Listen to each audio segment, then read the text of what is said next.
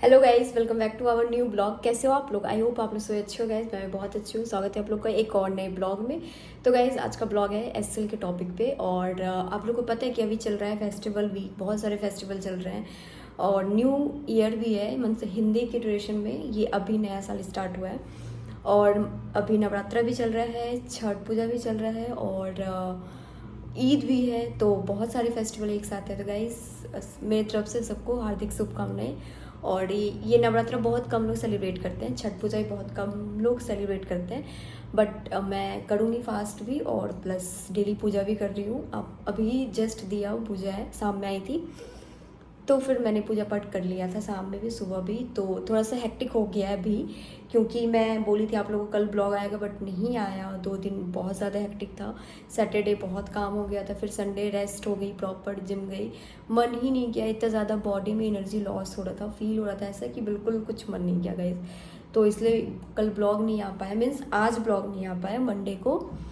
तो इसके लिए मैं आज ब्लॉग शूट कर रही हूँ। मंडे तो ट्यूसडे आएगा गाइस। तो चलिए ब्लॉग स्टार्ट करते हैं। और उससे पहले स्टार्ट करने से पहले गाइस, जो लोग नए हो चैनल पे प्लीज़ लाइक से सब्सक्राइब करना, सपोर्ट करो गाइस। आप लोग की सपोर्ट की बहुत बहुत ज़रूरत है।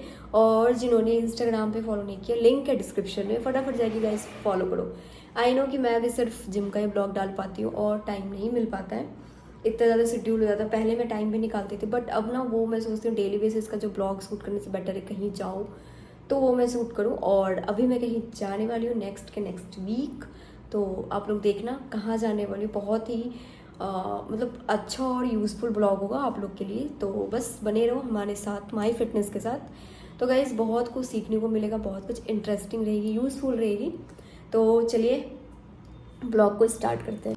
तो गाइज आप लोग को बहुत सारे क्वेश्चन थे पहले तो ऑन बोर्डिंग से रिलेटेड कि ma'am on boarding Vijayawada location से, लखनऊ लोकेशन से, आपको कोलकाता कैलकाटा लोकेशन से, सारे लोकेशन थे। ऑन बोर्डिंग पेंडिंग है नोएडा लोकेशन से। देखो हर एक लोकेशन की एचआर अलग होती है, टीम अलग होता है। तो डिपेंड करता है कि वो आपको कैसे इन्फॉर्मेशन दे रही है, वहाँ की काम कैसे हो रही है। तो वो ऑन बोर्डिंग अपडेट आपको आपके एचआर से ही मिल पाएगी। मैं नोएडा का अपडेट दे सकती हूँ बट हर एक लोकेशन का नहीं।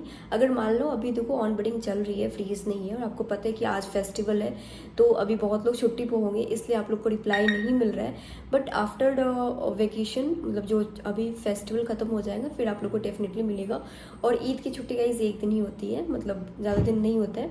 तो आप लोग को वेट नहीं करना पड़ेगा। बाकी आप लोग अपनी साइट से एक्टिव रहना, ईमेल करते रहना, कांटेक्ट करते रहना, ताकि आपको इन्फॉर्मेशन मिलती रहे।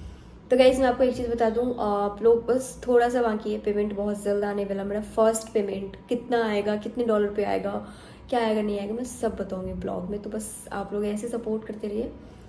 तो चलिए गाइज यही था ऑन बोर्डिंग से रिलेटेड अपडेट। और बाकी हायरिंग अभी चल ही रही है एससीएल में, हायरिंग अभी फ्रीज नहीं है। तो आप लोग हायरिंग के लिए मुझसे पूछ रहे हैं कि हम कैसे अप्लाई करें। देखो फर्स्ट इनकी जो ऑफिशियल साइट है वो लिंक्डइन पे आती है, लिंक्डइन पे अपलोड होता है।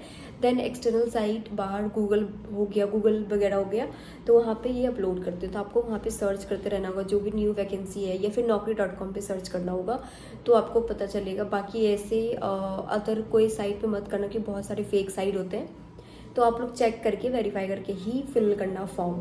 और अभी सर्विस डेस्क पे हायरिंग है L1 लेवल पे, आप लोग कर सकते हो ट्राई। तो बाकी बताना। तो गाइस चलिए टॉपिक स्टार्ट करते हैं। ऑनबोर्डिंग का अपडेट तो आपको मुझे डेली ही देना होता है, क्योंकि आप लोग को बहुत बेसब्री से इंतजार होता है ऑनबोर्डिंग। तो गाइज आप लोग पूछ रहे थे कि बेंच प्रोसेस क्या है और प्रोजेक्ट चेंज कैसे कर सकते हैं, बेंच ड्यूरेशन कितना होता है, प्रोजेक्ट चेंज कैसे करना है। तो ये छोटा सा एक आप लोग का छोटा सा प्यारा सा क्वेश्चन है जिस पे मैं ऑलरेडी ब्लॉग शूट कर रखी हूँ। देखो वैसे अगर आप लोग मेरे चैनल पे आते हो तो पहले आप लोग ना सर्च कर लो, कोई भी टॉपिक चाहिए कि इससे रिलेटेड मैं ऑन बोर्डिंग सारा अपडेट दे रखी हूँ। ये तो चलो डेली बेसिस का हो गया, बेंच प्रोसेस ऑलरेडी है, कैसे स्विच करना प्रोजेक्ट वो भी है, और ग्रोथ कैस, मतलब सारा जितना भी इंफॉर्मेशन रिलेटेड होता है ऑलरेडी मेरे ब्लॉग पे है। तो आप लोग वहाँ से चेक कर सकते हो और मैं आपको थोड़ा सा भी प्रोवाइड कर दूँगी डिटेल में। बट आपको अगर किसी अलग टॉपिक हो गया या फिर कुछ अलग इन्फॉर्मेशन हो गई तो प्लीज़ मुझे बताना, मैं उस पर नेक्स्ट वीडियोज़ लेके आऊँगी। क्योंकि आप लोग का टॉपिक रहता है ना तो वो ज़्यादा मेरे लिए बेनिफिट हो पाता है, प्लस आपको भी इजी हो जाएगा कि आपको इन्फॉर्मेशन मिल गई और फिर मुझे भी इजी हो जाता है गाइज। तो गाइज पहले बात करते हैं बेंच ड्यूरेशन की। बेंच देखो, आप जब तक आपके पास 5 ईयर्स मीन्स आपका 5 ईयर एक्सपीरियंस होना चाहिए तभी आप बेंच पे शिफ्ट होते हो। विदाउट 5 ईयर एक्सपीरियंस, मान लो आपके पास 2 ईयर है, 3 ईयर है, 4 ईयर भी है, फिर भी आप बेंच पे शिफ्ट नहीं हो पाओगे। अगर मान लो प्रोजेक्ट इनकेस की जा रही है, मीन्स प्रोजेक्ट एससीएल छोड़ के दूसरी कंपनी में जा रही है, स्विच कर रही है, फिर आपको प्रोजेक्ट वाले आपको कहीं और टैग कर रहे हैं, तो वो डायरेक्ट बेंच पे मूव नहीं कर सकते, क्योंकि गाइज इनकी बहुत सारी पॉलिसी होती है। विदाउट पॉलिसी फॉलो के ये अपने अकॉर्डिंग नहीं स्विच करते हैं। तो मान लो आपके पास 5 ईयर एक्सपीरियंस है, तो बेंच ड्यूरेशन क्या होगा? क्या हम डायरेक्ट स्विच हो जाते हैं बेंच पे? तो यस गाइज, आपको कुछ प्रोसीजर फॉलो करने होते हैं, मीन्स उसमें 1 मंथ 1.5 मंथ लगता है। आपकी टैगिंग डायरेक्ट बेंच जो बेंच के मैनेजर होते हैं उनमें हो जाता है। आप रिपोर्ट भी उन्हीं को करते हो, आपके अटेंडेंस भी वही अप्रूव करते हैं जब तक आपको प्रोजेक्ट नेक्स्ट नहीं मिल जाता। इन केस उस बीच क्या होता है गाइज, आपको बहुत सारे इंटरव्यू आएंगे, मतलब बहुत सारे एचआर कंडक्ट कराती है कि ये प्रोफाइल है हमारे पास, तो आपको बहुत सारे इंटरव्यू आएंगे, उसमें से आप जिसमें भी सेलेक्ट हो पाओ लोकेशन वाइज या फिर कुछ। ऐसा नहीं कि आपको कंटिन्यू 15-20 आएंगे, ये भी नहीं है। इसमें आपको मैक्स 7, 8, 9, 10 तक आ सकते हैं, उसके बाद नहीं आएंगे, क्योंकि गाइस पहले ना बहुत ईजी था। बहुत लोग 1-1 साल 2-2 साल बेंच पे रहते थे, बट अब प्रोसेस चेंज हो गया है। अब ये 6 मंथ भी बेंच पे नहीं रहने देते हैं, तो ये जल्दी फाइट करने की कोशिश करते हैं। तो अगर आप लोग बेंच पे जाते, पहले तो कोशिश करो बेंच पे ना जाएं। अगर आप लोग बेंच पे जाते हो तो फिर कोशिश करो जल्दी प्रोजेक्ट मिल जाए। तो उसके लिए आपके एक बेनिफिट बताती हूँ, आप खुद से प्रोजेक्ट सर्च कर सकते हो। वो कैसे करोगे? तो टीम्स में, MS टीम्स में ईवा हैंडलिंग है, ईवा इंगेज है, वहाँ पे जाके आप पोस्ट कर सकते हो, आपको प्रोजेक्ट खुद मिल जाएगा। और इसके लिए मैंने एक ब्लॉग शूट कर रखा है, बहुत सारा ब्लॉग है, आप मेरे में सर्च करना कि सेल्फ प्रोजेक्ट कैसे सर्च करें इन एससीएल, तो आपको ब्लॉग मिल जाएगा। और फिर हम बात करते हैं बात करते हैं, क्या बेंच पे जाना हमारे लिए बेनिफिट है या फिर इसका डिसएडवांटेज क्या है? तो ये भी बहुत ज़रूरी है गाइज। देखो, बेंच पे जाओगे आपको सैलरी पैकेज पूरी मिलेगी, आपको ऑफिस रिपोर्ट करना पड़ेगा 7 आवर्स के लिए किसी भी टावर के अंदर। अगर आप नोएडा के हो, किसी भी टावर में IT मतलब नीचे IT में बैठना होगा, जाके टाइम पास करके आना होगा, डेट्स इट। क्योंकि उनको ये चीज़ दिखाना है कि हाँ ये बंदा आ रहा है IT में वगैरह वगैरह। और इसका डिसएडवांटेज ये है गाइस, आपकी उस टाइम जितने भी पीरियड आप बेंच पे रहते हो, 6 मंथ, 5 मंथ, 2 मंथ्स, आपकी एक्सपीरियंस काउंट 0 हो जाता है। आपका वो 2 मंथ बाद अगर प्रोजेक्ट मिलेगी तब आपकी अप्रेजल स्टार्ट होगी, और फिर प्रोफाइल ना बिल्कुल लो हो जाता है। तो ये चीज़ का ध्यान रखना कि बेंच पे ना शिफ्ट हो। तो रिस्की है लाइफ बेंच पे जाने के बाद, बट कोशिश करो कि ना हो तो बेटर है। बट ऐसा नहीं कि आपको तुरंत निकाल देते हैं, निकालते भी नहीं है। वो उनकी फर्स्ट प्रायोरिटी होती है कि हमारे पास जितने भी एम्प्लॉय हैं हम उनमें से ही पहले हायर कराएं, देन हम बाहर से लें। तो इनकी फर्स्ट प्रायोरिटी यही होती है। और अगर मान लो आपके पास 5 ईयर एक्सपीरियंस नहीं है तो आप बेंच पे नहीं जाओगे तो आपको कैसे प्रोजेक्ट मिलेगा? मान लो कि जैसे कि मेरा ही फिलहाल हुआ था, मेरा भी हाल फिलहाल हुआ था पिछले साल 2024 में मार्च के टाइम में अभी ये मार्च 1 साल हो गया। तो मेरे साथ यही हुआ था, मुझे पहले बोला गया कि आपको स्विच कर रहे हैं, टीम चेंज कर रहे हैं। उसके बाद मुझे टीम चेंज किया इन्होंने, 1 मंथ में उसमें रही। उसके बाद मुझे ये बेंच पे डाल देता। मेरा भी 5 ईयर एक्सपीरियंस नहीं है, 3.5 ईयर ही है गाइज।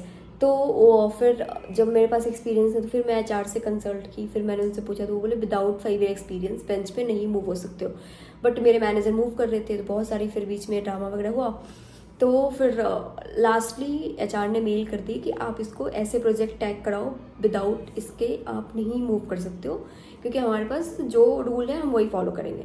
तो फिर HR तो वैसे टाइम पास कर रही थी, सॉरी HR नहीं, मतलब जो मेरे मैनेजर हैं, HR तो बहुत अच्छी थी, मेरी बहुत हेल्प की उन्होंने। बट मैनेजर ऐसे टाइम पास कर रही थी, इधर उधर प्रोजेक्ट कहीं मिला नहीं, और लोकेशन चेंज हो रहा था जो मुझे करना नहीं था। तो फिर गाइज मैंने खुद से प्रोजेक्ट सर्च किया सेल्फ, और मुझे प्रोजेक्ट मिली जो बहुत अच्छी है, और अभी मैं करंटली उसमें वर्क कर रही हूँ। तो यही है ड्यूरेशन आपकी बेंच की, और कुछ है नहीं इन्फॉर्मेशन जो मैं आपको नहीं प्रोवाइड की हूँ, सब मैंने बता रखा है।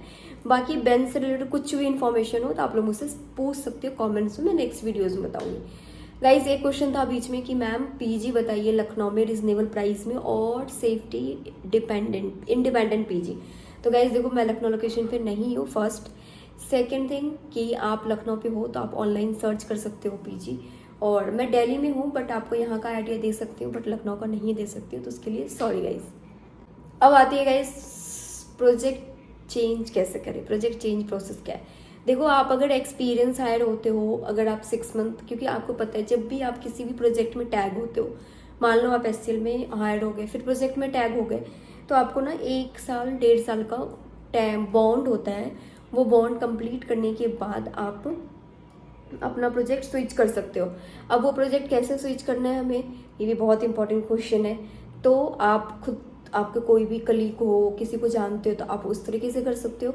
नहीं तो हमारे पास सेकंड ऑप्शन है EY हैंड इंगेज, जहाँ से आप टीम से कुछ सर्च करके प्रोजेक्ट स्विच कर सकते हो, डोमेन चेंज कर सकते हो। डोमेन कैसे चेंज होगा, मान लो आप सर्विस डेस्क में वर्क कर रहे हो, आपको सॉफ्टवेयर में जाना है, तो आप सेम प्रोसीजर है, आपको यहाँ से रिलीज लेना पड़ेगा, देन आपकी जो भी प्रोसीजर है वो आपको फॉलो करना पड़ेगा थ्रू HR, फिर आप मूव कर सकते हो, तो आपका डोमेन भी चेंज हो जाएगा। सेम, कोई हार्ड नहीं है गाइज, बट डिफ़िकल्टीज़ वहाँ पे आती है कि आपके जो प्रोजेक्ट हैं, मतलब जिस प्रोजेक्ट में आप वर्क कर रहे हो, वो आपको रिलीज़ देना चाहिए, वो रिलीज़ नहीं देंगे तो फिर प्रॉब्लम होता है। अब आते गाइस फ्रेशर्स पे, सेम प्रोसेस है। मतलब जो फ्रेशर्स हैं उनको डोमेन चेंज करना, तो कैसे करेंगे आप, जब तक फ्रेशर, जब तक आपका 2 साल एक्सपीरियंस नहीं हो जाएगा SCL में, मीन्स आप 2 साल एक प्रोजेक्ट में या 1.5 साल नहीं काम कर लोगे, तब तक आप प्रोजेक्ट नहीं चेंज कर सकते हो, डोमेन नहीं चेंज कर सकते हो, क्योंकि इनका मिनिमम एक्सपीरियंस ही होता है। मतलब अगर आप 2 साल कर रहे हो तो वो 1 साल 1.5 साल काउंट होगा, क्योंकि 6 मंथ ये काउंट ही नहीं करते हैं, वो ट्रेनिंग फिर प्रोजेक्ट टैगिंग में निकल जाता है।